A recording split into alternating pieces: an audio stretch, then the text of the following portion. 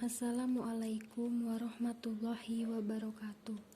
Baiklah, di sini saya akan menjelaskan materi mengenai perkembangan moral peserta didik dengan mata kuliah Perkembangan Peserta Didik.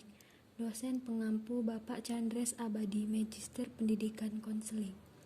Kami dari kelompok 13 dengan saya sendiri, Tria Agustina, Indri Alistra, dan Tiara Angeli Aisyah. Materi yang pertama yaitu A. Perkembangan moral.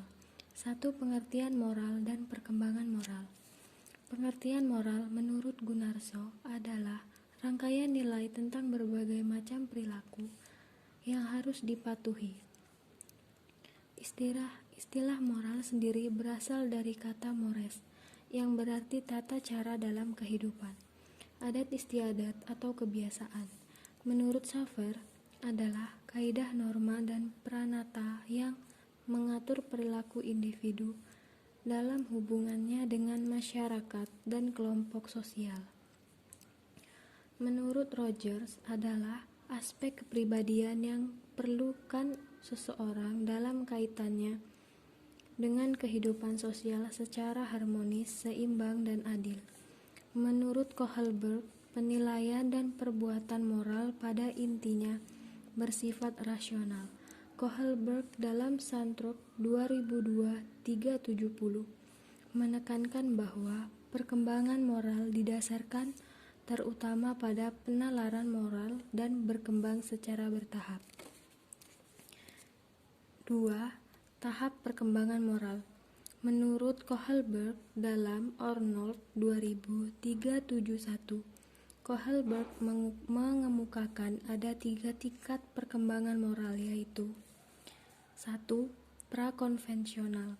Tingkat prakonvensional dari penalaran moral umumnya ada pada anak-anak, walaupun orang dewasa juga dapat menunjukkan penalaran dalam tahap ini.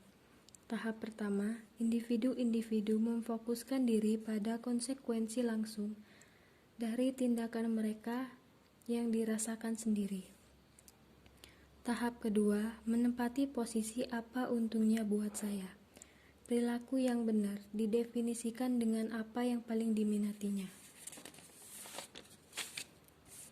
Konvensional. Tingkat konvensional umumnya ada pada seorang remaja atau orang dewasa.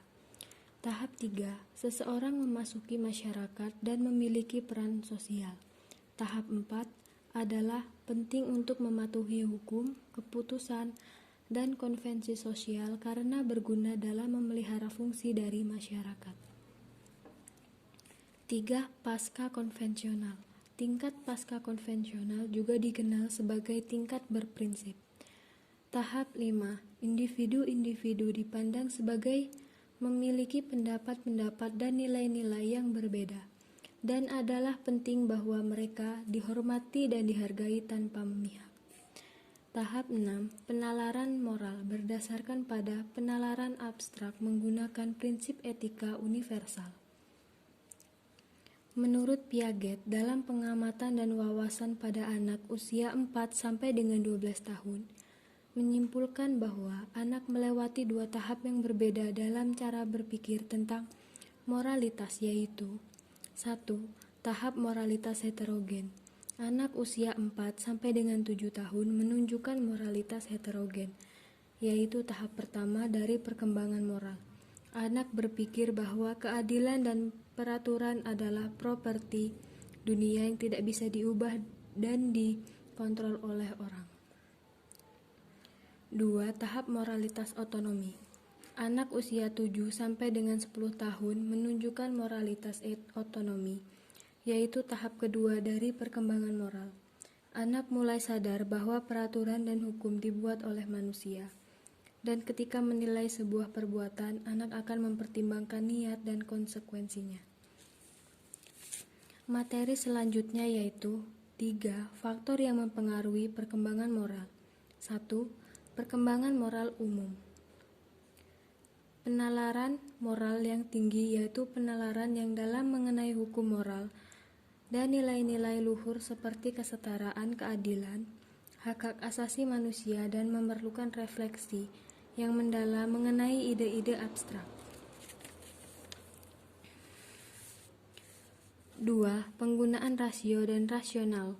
Anak-anak lebih cenderung memperoleh manfaat dalam perkembangan moral ketika mereka memikirkan kerugian fisik dan emosional yang ditimbulkan perilaku-perilaku tertentu terhadap orang lain. 3. Isu dan dilema moral. Kohlberg dalam teorinya mengenai teori perkembangan moral menyatakan bahwa disequilibrium adalah anak-anak berkembang secara moral ketika mereka menghadapi suatu dilema moral yang tidak dapat ditangani secara memadai dengan menggunakan tingkat penalaran moralnya saat itu. 4. Perasaan diri. Anak-anak lebih cenderung terlibat dalam perilaku moral ketika mereka berpikir bahwa mereka sesungguhnya mampu menolong orang lain. Dengan kata lain, ketika mereka memiliki efikasi diri yang tinggi mengenai kemampuan mereka membuat suatu perbedaan. Narvaez dalam Ormuz 201-40. Selanjutnya, 4. Perbedaan individual dalam perkembangan moral bayi. Bayi tidak memiliki hierarki nilai dan suara hati. Bayi tergolong non-moral, tidak bermoral maupun tidak amoral, dalam antrian bahwa perilakunya tidak dibimbing norma-norma moral. B. Perkembangan kepribadian. 1. Pengertian kepribadian. Kepribadian yang sesungguhnya adalah abstrak, maknawiyah, sukar dilihat atau diketahui secara nyata. Yang dapat diketahui adalah penampilan atau bekasnya dalam segala segi dan aspek kehidupan. 2. Proses perkembangan kepribadian. A. Proses perkembangan kepribadian anak. 1. Pendidikan langsung. 2. Identifikasi. 3. Proses coba-coba, trial dan error. B. Proses perkembangan kepribadian. Keefektifan pendidikan moral di sekolah. Diteliti oleh Hartshorne dan May pada tahun 1928 sampai 1930. Dari penelitian tersebut ditemukan hal-hal berikut. 1. Pendidikan watak atau karakter dan pengajaran agama di kelas tidak memengaruhi pendidikan perilaku moral. 2. Pendidikan etika yang dilakukan dengan cara pengklarifikasian diri dan nilai. 3. Aspek-aspek kepribadian. A. Aspek kejasmanian meliputi tingkah laku luar yang mudah nampak dan ketahuan dari luar. Contohnya, 1. Dikerjakan oleh lisan. 2. Dikerjakan oleh anggota tubuh lain.